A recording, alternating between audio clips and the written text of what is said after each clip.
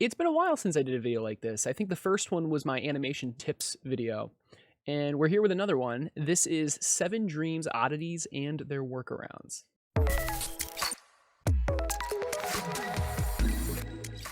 It goes without saying, but I'll say it anyway.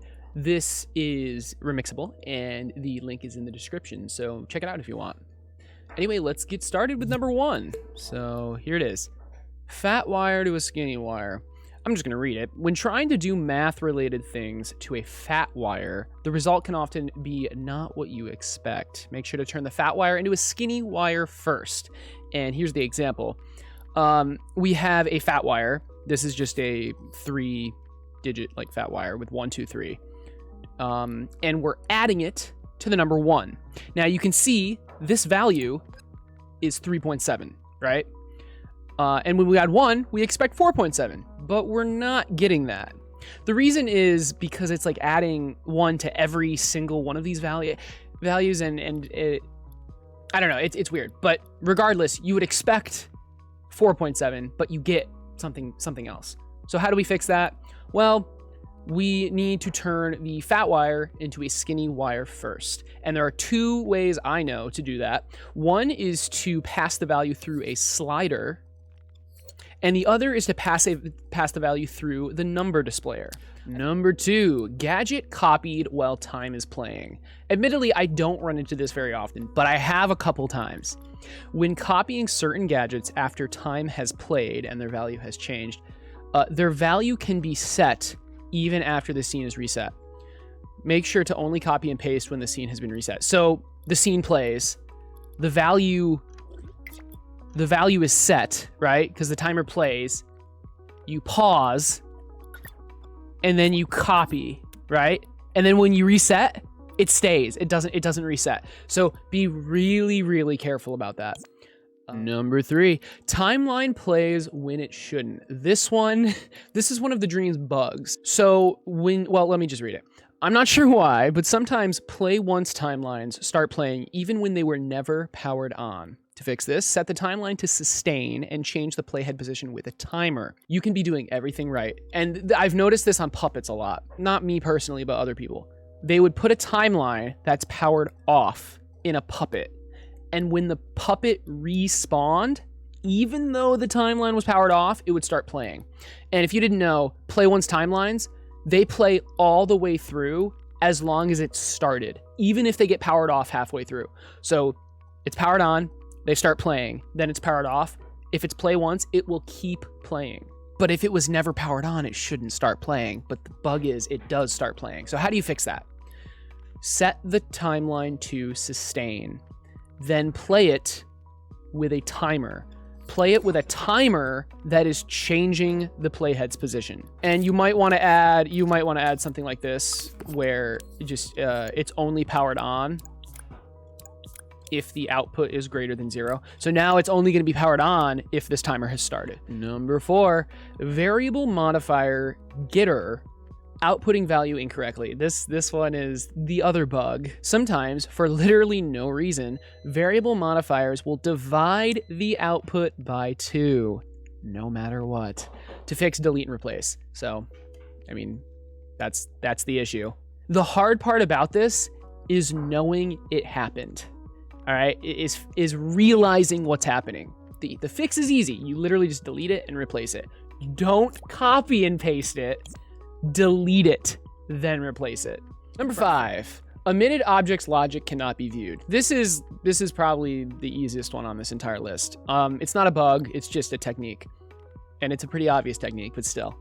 The logic in objects that were omitted cannot be viewed. It's unfortunate, but it's just how it is. This makes them hard to debug. A workaround is to copy and paste the template, then power it on. So when you omit something, it becomes a template.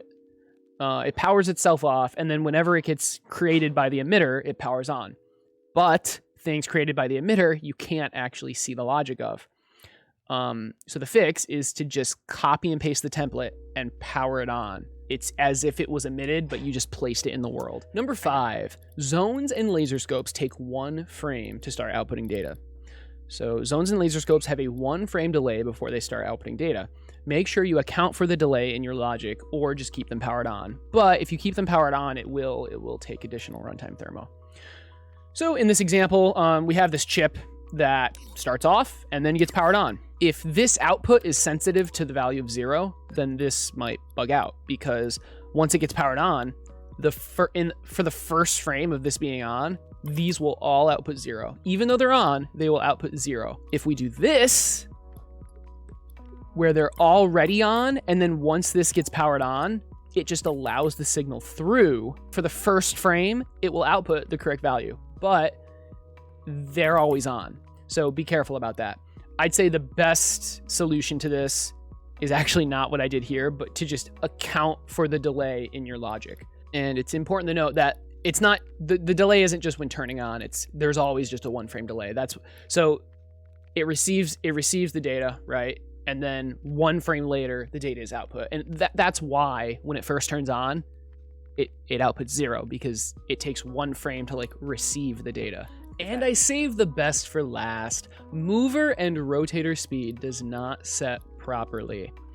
Ending on a weird one, when directly wiring the speed of a mover or rotator, if the wire blend type is set to overwrite, the number will be affected by the size of the object. If the wire blend type is set to modulate, and the number is being multiplied by 1, it will be the number you set. It'll be the number you expect. So this is not a bug, technically, but if you are directly wiring in a speed value, see how it's overwrite? You would expect the value to be set as like your number, but it's not. Notice how it's 286.5, even though I'm putting in 5. That's because it's scaling based off the size of the object. All right, and same with movers, and same for other stuff too. Zones and laser scopes. It works with this too. I'm gonna update this because I forgot. But it's not just movers and rotators. How do you fix this? Because this is really frustrating. You just want to set the speed, and it's being affected by the size. All you do is set the wire blend to modulate, and then multiply it by 1. All right. This will always set it to the number regardless of the object size. You can scale the object, change the object size. It'll always be what you set. So guys, that's it. That's it for now. I really hope this helped. These are just some of the things I picked up while playing Dreams. I've run into all of these issues and I've managed to deal with them. I hope at least one of these things helps you in the future. With that, if you need more Dreams help, I have an awesome Discord community. The link is in the description, where you can ask any questions you want and someone will help you. Another place is my Twitch stream. So I stream Twitch. What the frick is wrong with me? I stream Dreams on Twitch every Tuesday, Wednesday, Thursday, sometimes Friday, sometimes Saturday, and sometimes Sunday.